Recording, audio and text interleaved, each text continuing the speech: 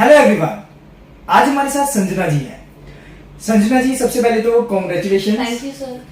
इनका first counselling में Punjab university law entrance exam इन्होंने क्रैक किया, एडमिशन इनकी हो चुकी है। तो संजना जी, सबसे पहले वही कि आपको कैसा लग रहा है, कैसा फील कर रहे हो एडमिशन के बाद? मुझे अभी तक यकीन नहीं हुआ कि एडमिशन हो गया है। अभी तक है कि मतलब हो गया ऐसा वाला फीलिंग है। And a big thanks to you, आपकी वजह से ये ड्रीम थी मेरी कि पीयू से ही लॉ करना है फुल। ये मुझे थैंक यू डेफिनेटली बोल रहे हैं, पर मैं आपको एक चीज इनके बारे में बताऊं।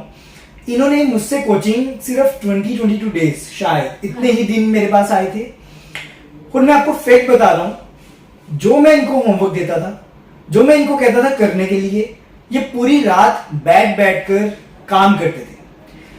और ये भी बात है कि इनके मदर फादर ने मुझे बताया कि बच्चों को तो ये कहा जाता है कि पढ़ लो, इनको ये कहा जाता था कि बेटा अब बुक्स बंद कर दे, अब सो जाओ। तो संजना जी, ये चीज आपके अंदर कहां से आई कि इतना हार्ड वर्क करना है? ये चीज बच्चों के अंदर नहीं होती, आपके अंदर कैसे आई चीज? बेसिकली शुरू 12th के प्रेशर से हुआ। बोर्ड की डेट शीट आई तो थोड़ा बहुत बना, इतना ज्यादा नहीं कि हाँ मार्क्स लाने हैं। पीयू का 50-50 वेटेज थी, उसके लिए और ज्यादा करना ही है।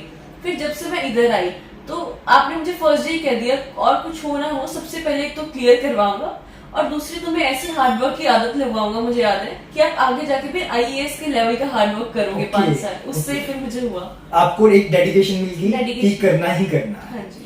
तो संजना जी, जैसे आपने लॉ क्यों चूज किया? बेसिकली 5 साल की लॉ के बाद आप क्या करना चाहते हो? मेरा बेसिकली मेन एम जुडिशरी है, ठीक है। तो जुडिशरी भी मेरे ख्याल से संजना जी का डेफिनेटली क्रैक हो जाएगा। हमेशा मैं बोलता हूँ +2 के बाद ही बच्चा मेहनत करना सीखता है। अगर एक बार मेहनत बच्चे ने करनी सीख ली तो 5 साल के बाद आप कुछ ना कुछ तो बन ही जाओगे।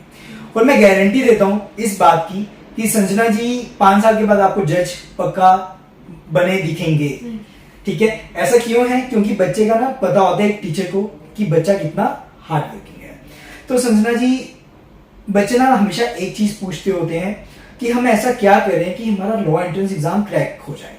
मैं बताऊंगा तो बच्चों को इतना नहीं समझ आएगा। मैं ये चीज आपके मुंह से सुनना चाहता हूँ कि बच्चा क्या क्या करे, कैसे तैयारी करे और बच्चे का लॉ एंट्रेंस एग्जाम क्रैक हो जाए, प्लीज। तो अगर आप कोचिंग ले रहे हो तो सबसे पहले सर्वे करो। तो बेसिकली मैं 1-2 जगह गई, पर जब सर के पास आई, एज मेरे पेरेंट्स ने आपको बताया, हम और कहीं नहीं गए। यहाँ पे विजन क्लियर था आपसे। फिर जैसे जैसे होमवर्क मिला कि ये कल करने हैं, तो कभी कभी तब तो लगता सर इतने ज्यादा पेज घर जाके कैसे रात को होमवर्क, पर वो सारा जब होमवर्क करते गए ना तो एंड में हुआ ये तुमने कर लिया, ये भी कर लिया। तो जैसे जैसे होमवर्क मिले वो करो और कंसिस्टेंट रहो। ये नहीं कि लास्ट 2 डेज पढ़ लिया तो उससे कुछ नहीं होता है, बहुत वास्ट सिलेबस है। मतलब कि आप एक मूल मंत्र कह रहे हो कि कंसिस्टेंसी। हाँ जी। मतलब हार्ड वर्क तो करो ही करो, पर रेगुलर जो आप चीज कर रहे हो तो वो करते हो। तो संजना जी, इतना ज्यादा सिलेबस हो जाता है, अब 20 दिनों में इतना सिलेबस आपने कैसे कोप अप किया? काफी बच्चे तो गिव अप कर देते हैं, तो आपने क्यों नहीं किया गिव अप? बेसिकली मैं यहाँ आई, एक तो मैं रोज सर के पास आके बैठ जाती थी लंच ब्रेक हाँ में। सर मेरा क्या होगा, मेरा नहीं होगा, मेरे मॉक में मार्क्स नहीं आए, इस बार आए, ये सब डिस्कस करती थी। तो कई बार तो मन में गिव अप करती थी, पर सर बोलते थे नहीं आपका होगा, आपका फर्स्ट काउंसलिंग में होगा। और सर मतलब ऐसा था कि कंसिस्टेंट रहोगे ना 20 दिन तो काफी सिलेबस सारा ही हो जाता है। और थोड़ा स्मार्ट वर्क की कैसे कौन सा टिक करना है, रॉन्ग नेगेटिव मार्किंग जाती है नहीं करनी है। और संजना जी, लास्ट ईयर के क्वेश्चन पेपर कितने इंपॉर्टेंट रहते हैं? बच्चे ना छोड़ देते हैं कि नहीं पढ़ेंगे, सर तो ऐसे ही बोल रहे हैं लास्ट ईयर के नहीं पढ़ने। तो क्या वो पढ़ने जरूरी है? लास्ट बहुत ज्यादा हमने पढ़े थे 2015 तक के, 15 से हाँ जी आगे तक के सारे पढ़े थे हमने। तो उसमें से काफी ज्यादा आया और बेसिकली उसका पैटर्न पता लगा और वही पैटर्न का हमारा वो आया। जैसे उसमें था ना इतने की जीके, इतने का मैथ्स, ऐसा तो सारे पढ़ोगे तो काफी वैसे फैमिलियर हो जाओगे कैसा पेपर, क्योंकि पीयू का कोई पैटर्न ही नहीं है। हाँ जी। आपको समझ आ जाता है कि यार पीयू कुछ भी पूछ सकता है, तो अब हमें पढ़ना ही पड़ेगा। हाँ। तो संजना जी, एक और कोई मूल मंत्र जो आप बच्चों को बताना चाहो और बच्चों को कहना चाहो कि हाँ, क्योंकि अगले साल आपके जूनियर्स आएंगे तो आपसे ही वो काफी कुछ सीखने वाले हैं। तो मैं चाहता हूँ यहाँ से ही आप शुरुआत करो, अपने जूनियर्स को बताओ कि क्या करें वो। तो पहले तो एम क्लियर रखें, ऐसे नहीं कि ये नहीं हुआ तो वो नहीं हुआ।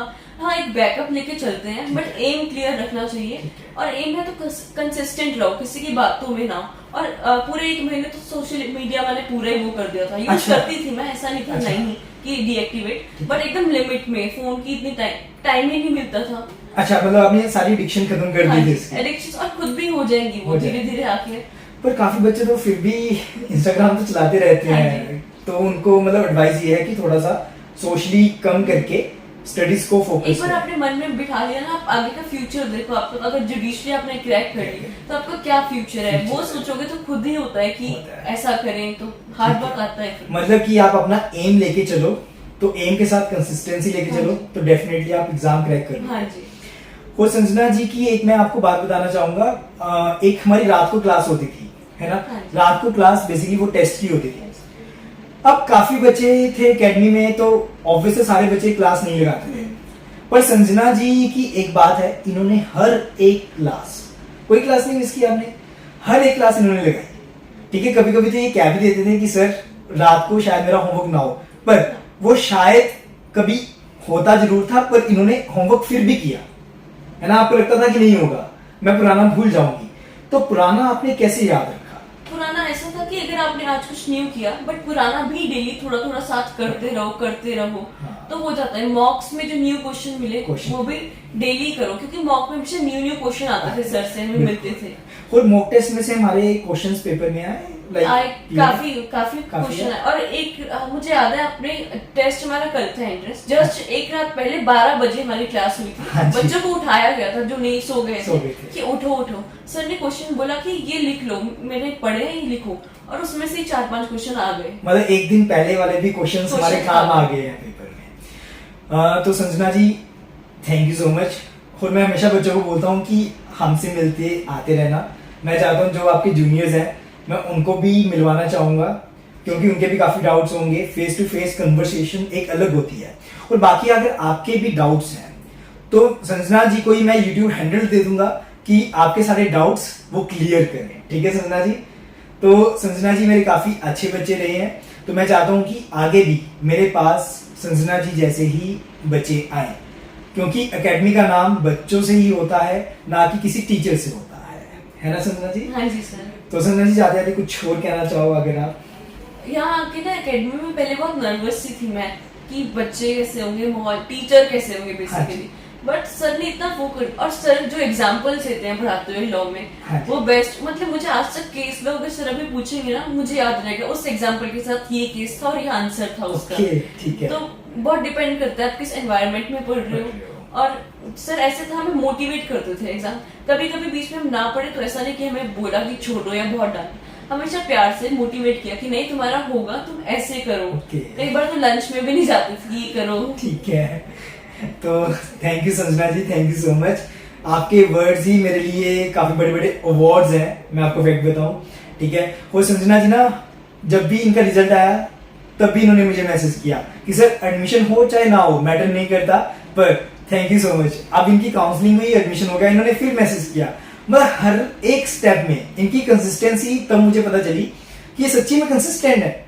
हर एक स्टेप में मतलब ये मैसेज करना नहीं भूलते। मैं तो फिर भी भूल जाता हूँ इनको थैंक यू करना, पर ये नहीं भूलते, है ना संजना जी? तो thank you Sanjana ji, thank you so much कि आप मेरे स्टूडेंट बने। ठीक है, thank you everyone, thank you so much.